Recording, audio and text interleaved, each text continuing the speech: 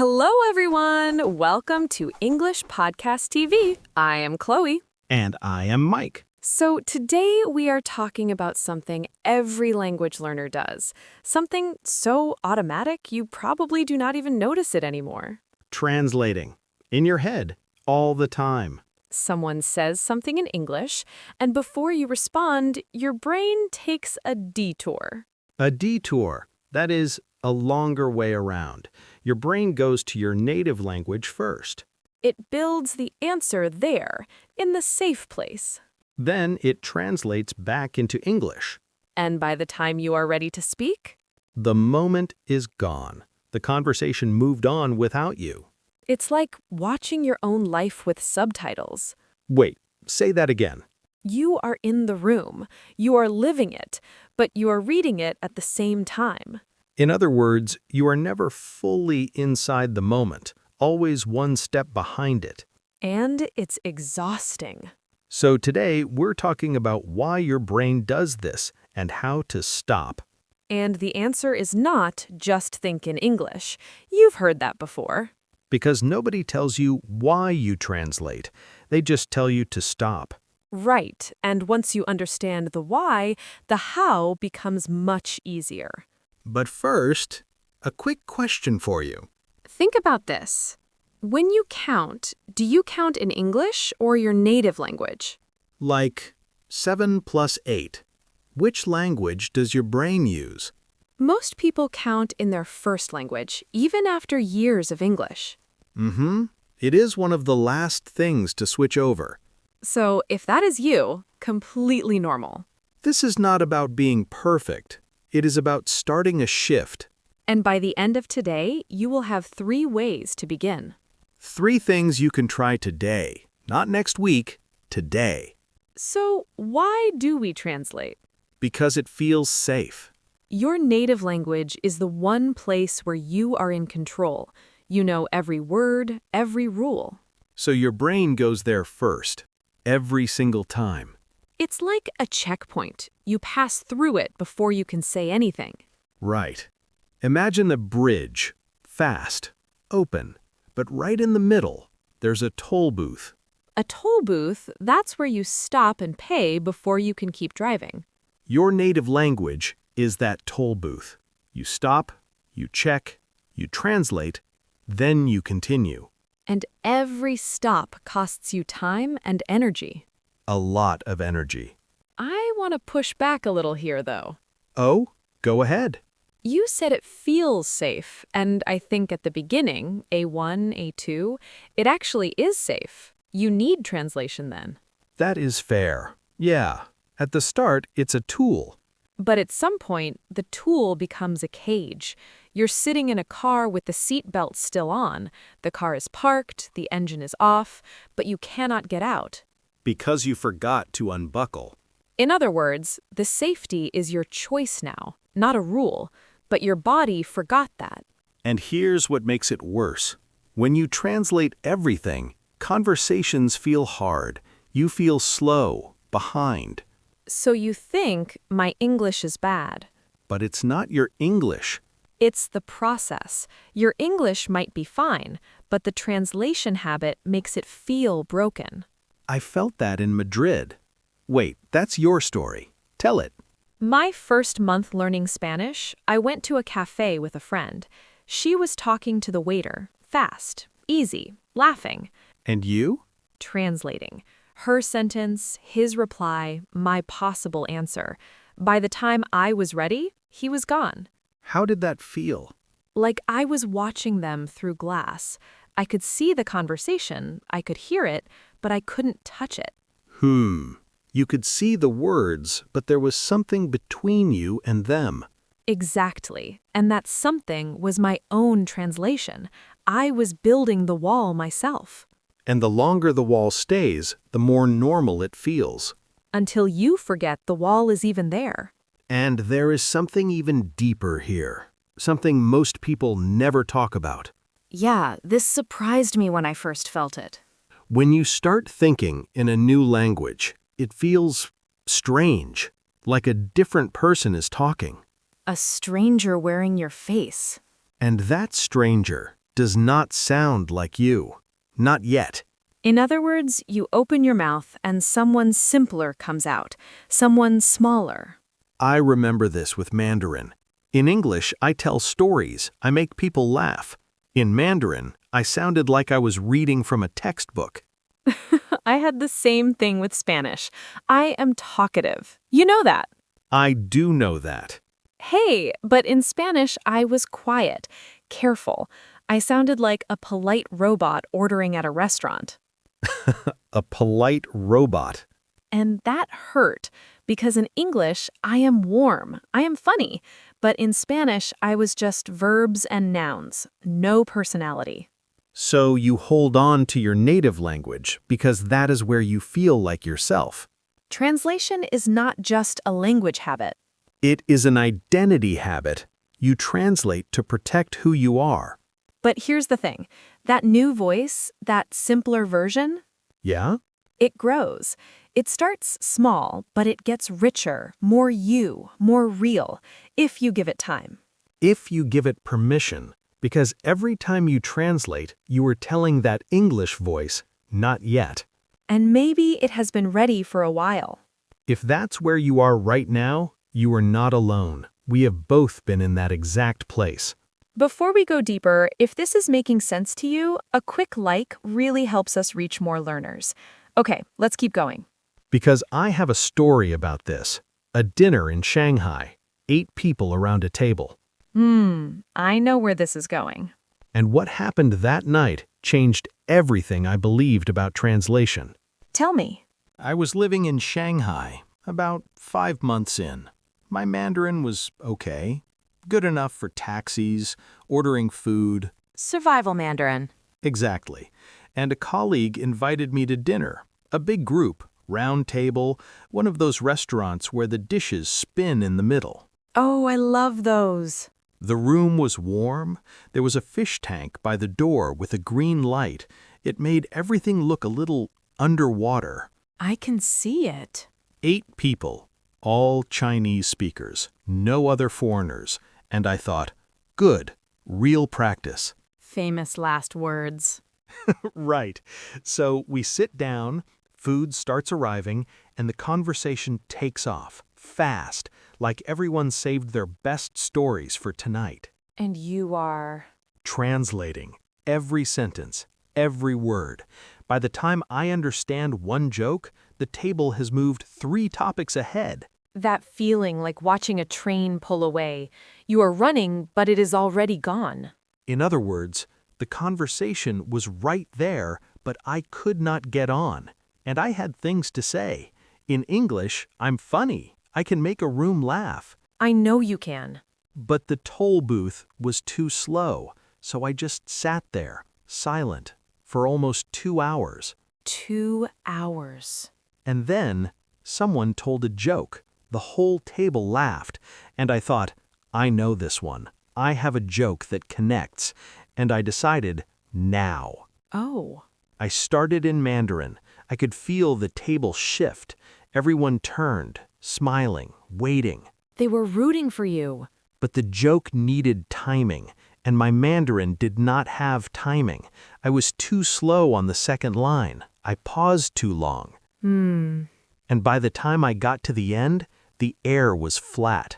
One person smiled politely. Someone looked at their phone. Oh, Mike. And then the woman next to me touched my arm, very gently, and she said, "Your Mandarin is really good." That was kind. It was kind, and it was the worst thing she could have said. Because it meant, I feel sorry for you. Kindness that confirms the failure. The table moved on. Someone ordered more tea, and I disappeared. You were still sitting there. My body was there, but I was not. I left early, said I had a headache.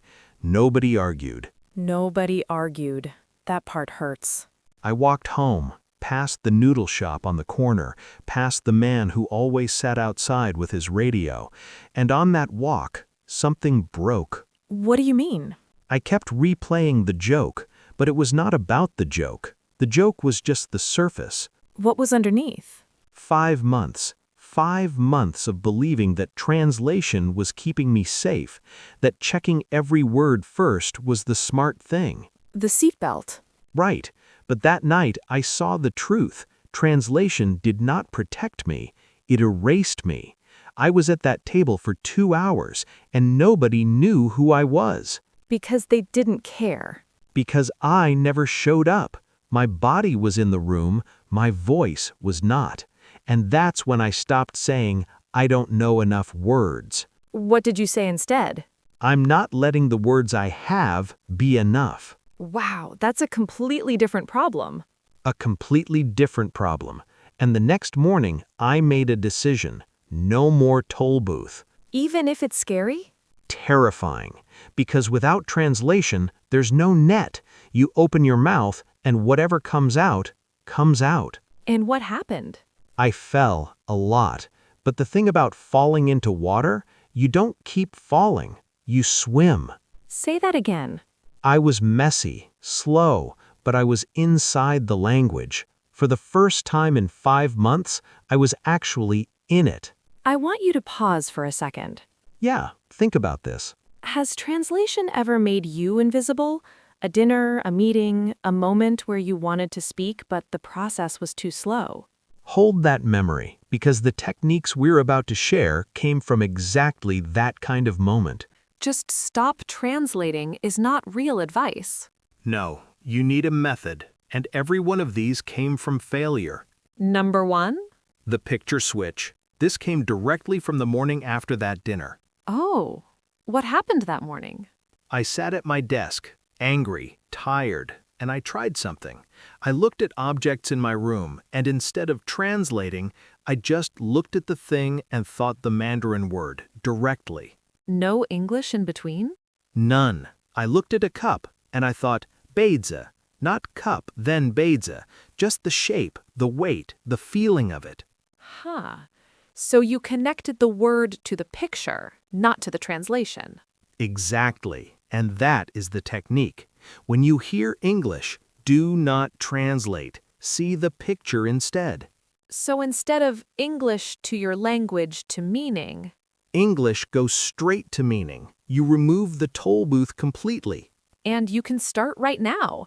Look around. Cup, window, phone. See the thing, skip your language. That is the picture switch.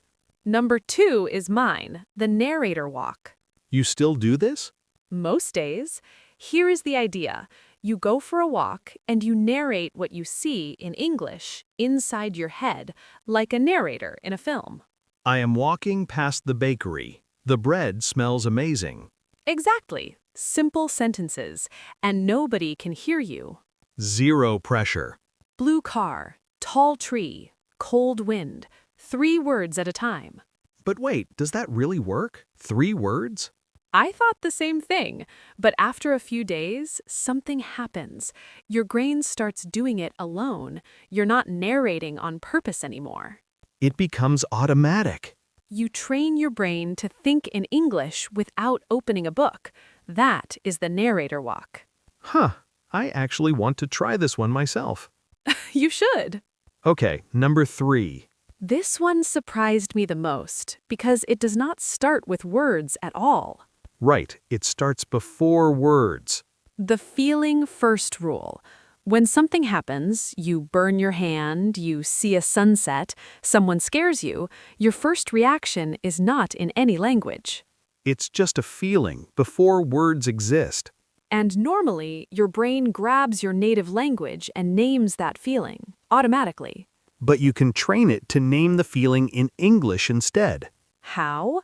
React in English. Something good? Oh, nice. Something bad? Oh no. You drop something. Oops. You're training your emotional reflex. That's an automatic reaction, like pulling your hand from something hot. And when your feelings speak English, your thoughts follow. That happened to me. The morning after Shanghai, I burned my tongue on coffee, and without thinking, Mandarin, not English. Wait, that was the first time? The first time a feeling came out in Mandarin without permission, and I just stood there, holding the cup. Something was different. Your feelings switched first. And my thoughts started following. Feelings first, thoughts follow. That's the feeling first rule. I want to tell a story, because there was a moment when all of this became real for me. Not theory, something I felt in my body. Tell me. São Paulo. 4 months into learning Portuguese. My Portuguese was functional. I could order food, ask directions. But still translating? Everything through English, sometimes through Spanish, 3 systems running at once. That sounds exhausting. It was. So one Saturday, I went to the street market. Open air, loud, fruit piled on tables, the smell of fresh guava everywhere. I can picture it. And there was this woman, short, maybe 60, blue apron. She had the biggest pile of mangoes I have ever seen. Okay. I walked up. I wanted to ask, which ones are ripe? Simple question. But my brain started the process. English to Portuguese, checking, and I just froze. The toll booth. But she did not wait. She picked up a mango, held it to my nose, and she said one word, Maduro. Ripe. Maduro. And the word did not go through English. It went straight to the mango. The smell, the soft skin, my fingers around it. The picture switch, without the name. Exactly. And I said it back. Maduro. She smiled. She squeezed another one, shook her head. Now, ainda now. Not yet. She was teaching you without a textbook. And I was learning without translating, because the fruit was right there. I did not need English to understand it. Her name was Dona Marta. I found that out later, because I went back. You went back? Next Saturday. She saw me from across the aisle. She waved, shouted something I did not understand, but I walked over. And? She had a bag of mangoes ready. Maduro. She pointed at me and laughed. She remembered. She remembered. And that second visit, I said more. Still messy, but I was not translating. I was pointing, tasting, laughing. You were inside the language. For the first time. Not because I studied harder, because I stopped asking English for permission to speak Portuguese. That is what it is it not? We ask our native language for permission. And it always says, wait, check first. Are you sure? Let me help. And sometimes the help is the problem. It is a cage with the door already open. You can leave whenever you want, but you keep sitting there. In other words, your English is ready. You are the one who is not letting it out. And I want you to think about something. Take a second. Have you ever had a moment like that, where a word came to you through a real moment, not through translation? Maybe someone showed you something and the English just appeared. That's proof your brain already knows how. Before we go, let's slow down. We used some strong words today. Let's walk through them so you can carry them with you. First word, translate. Translate means to change words from one language into another. I always translate in my head before I speak. Or, can you translate this for me? Say it with me. Translate. Translate. Next, detour. A detour is a longer path, not the direct way. My brain takes a detour every time I speak English. Try it. Detour. Detour. Next word, reflex. A reflex is something your body does without thinking. Saying oops in English became a reflex for me. Repeat after me. Reflex. Reflex. Next, narrate. Narrate means to describe what is happening, like telling a story in real time. I narrate my walks in English now. Or, the voice narrates the documentary. Say it with me. Narrate. Narrate. Next word, invisible. Invisible means people cannot see you, or they do not notice you. I felt invisible at the dinner because I could not speak. Try it. Invisible. Invisible. Next, automatic. Automatic means it happens by itself, no thinking needed. After a few weeks, English thoughts became more automatic. Repeat after me. Automatic. Automatic. And our last word, shift. A shift is a slow change, a gradual change in how you think or feel. There was a shift in my brain. I started thinking in English. Say it with me. Shift. Shift. All right, here is your challenge for today. One small thing. That is all. Pick one of the 3 techniques. Just one. Try it for 5 minutes. If you like images, try the picture switch. Look around. Name things in English. No translating. If you are going outside, try the narrator walk. Describe what you see in your head. And the easiest start? The feeling first rule. React in English. Oh, nice. Wow. That is enough. Today, I will name 5 things in English without translating. Mine, today I will react in English, even if it is just one word. Write yours in the comments. We would love to see it. And if this helped, share it with a friend who is learning English. That really supports us. Give us a like. Hit subscribe. It means a lot. Thank you for being here today. Thank you for trusting us with your time. And remember, your English voice is not a stranger. It has been there the whole time, quiet, patient. You do not need to translate your way to it. You just need to trust it. And stop talking over it. Somewhere out there, there is a Dona Marta, holding a mango, ready to teach you a word you will never forget. See you next time. Bye, everyone.